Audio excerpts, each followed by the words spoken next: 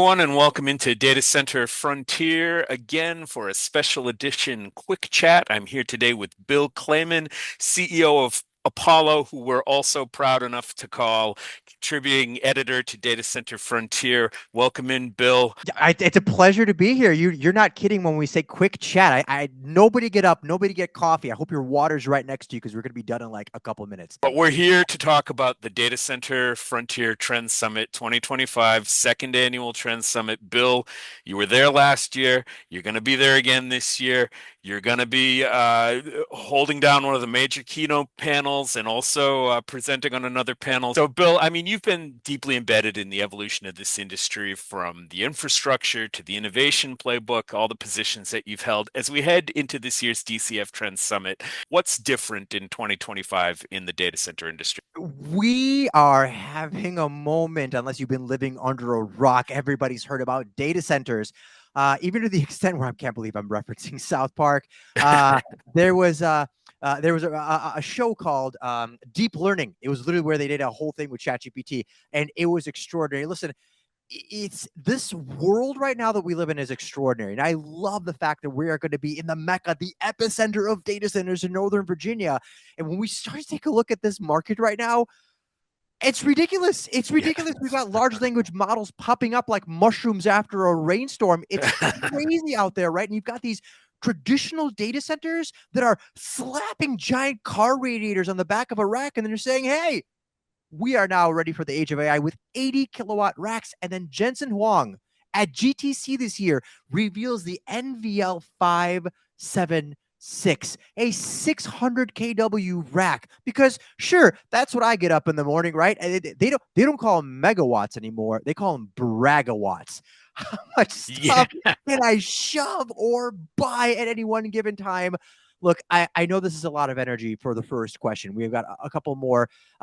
What you should be thinking about is denser compute, constant retraining, real-time inference, feedback loops that are always hungry. These are no longer just servers that we're talking about, but AI factories. People say that there's a change in the industry, all this stuff. It's a renaissance. It truly is a renaissance that we're seeing right now. And 24 years in this industry, from my network engineering undergraduate, what I've seen happen in the past 24 months has eclipsed the 2 decades that I've been in this space. Yeah. On the AI factory point, your keynote panel session is called AI is the New Normal. And you're making the case that you've made, that I've heard you make before, which is that now every data center is becoming an AI data center. When we start to take a look at AI, it's not just about slapping some GPUs in a data center. It's not, like, full stop. That's not what we're talking about. We're going to have traditional compute, still plenty of space for SQL servers, Citrix, VMware, Exchange. Your traditional workloads are important, but AI native data centers are going to have to think a little bit differently, right? You're going to have to start with a design that supports the workloads, not just a rack layout. You know, you plan for more density, for more compute architecture, for water in your facility, right? You're not removing air, but we've reached the limit of how much heat can be dissipated using air, right, off of mechanical equipment. So you have to think about these facilities in a different fashion almost entirely. That's the exciting part. Coming to this conference, that's the only gold nugget you walk away with. How do I think about a traditional data center versus one that's ready for AI? Great. You're asking the right questions. In terms of other conference highlights, I got to take you to our opening keynote speaker. It's going to be Flexential CEO Chris Downie. Now, in the context of this AI era discussion that you just referenced, Chris's talk is entitled Playbook Interrupted, and he's basically going to be talking about how the rules have changed in the AI era, even for CEOs. So, as a CEO yourself, how are you looking at the rethink strategy that's happening for scale, speed, and sustainability now in I, data centers?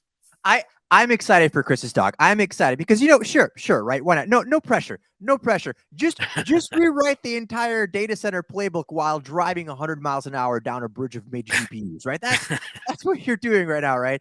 And being a CEO in today's world, right? Even looking back at 18 to 24 months, you're no longer just optimizing for growth, right? The concept of your business has to be a little bit different. You're engineering for what I believe is exponential scale, right? You're not just investing in infrastructure. You're curating intelligence as a service. Folks, the way we interact with data has fundamentally changed. That's it. There's no going back. If you go on Google and Bing and you type in a question, the response you get, in case you haven't noticed, it's not a blue link anymore. It's not. It's a generative AI response, Yep. and that's the question you ask. So, like, I mean, even at Apollo, we asked the question, not just are we moving in the right direction? It's, are we moving fast enough? Are we building this stuff responsibly? Are we creating something that has resilience, not just relevance? Right? Planning for the long term. So, listen, Chris Downie's going to get up there and talk about a playbook interrupted. That's spot on, and it's literally what we're seeing. Companies that are thriving right now are those that threw out the old rules and started not with a new playbook, but asking better questions. What does my playbook ultimately look like, especially around energy, automation, and customer value? So listen, Chris is going to get up there. What's it like to be a CEO today? You know, speaking from a little bit of experience, it's honestly, it's less general manager and more futurist builder in chief, honestly. Okay, so to sort of take you from the top to the bottom of the agenda, the last closing session of the Trend Summit this year, or 6 moonshot trends for 2026. Now, Data Center Frontier has always sort of been invested in the concept of the moonshot data center technology or idea. A classic example was the floating data center. We had so many good proposals submitted in the call for speakers this year that we were able to identify these 6 ideas that were legitimate moonshots, and we thought, why not make this a feature of the conference? So I just wanted to ask you, without giving too much away, to maybe to close out our little quick chat here, if you could hold forth on the power and the potential of the moonshot trend in the data center space. Holy cow. So you're asking for Bill Kleyman's moonshots, I think, right? Without giving away too much of what we're going to be discussing. Because if you want to see those folks, you're actually gotta have to come to the conference. All right. Yeah. I think there's some really extraordinary stuff that's going to be happening, right? And that it's like innovation with a side of wait, that's real, and you're actually building that, right?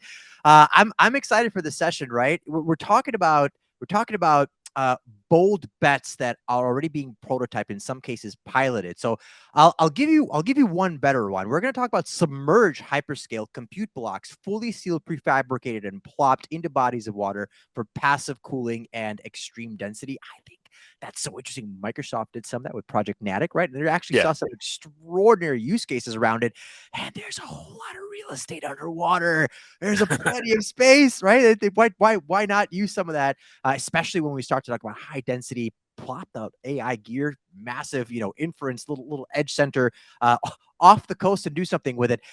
This one's really, really neat. And I bet I'm going to rile some feathers, because this is a technology that I think is going to potentially replace copper and fiber, and actually how it operates within the rack, cutting things like latency, power, and the physics and bottlenecks all at once. Photon based interconnects. I think as the future rack becomes far more integrated, far more dense, handling extraordinary workloads at crazy levels of heat, we're going to have to figure out a way to replace some of those elements within the rack to support density, heat, and obviously that compute power. I think that's going to be a really neat one. And then this one's not out of the ballpark. I don't think this is too much of a moonshot. Maybe I don't know. Maybe like a satellite shot, because it's a little closer. See what I did there.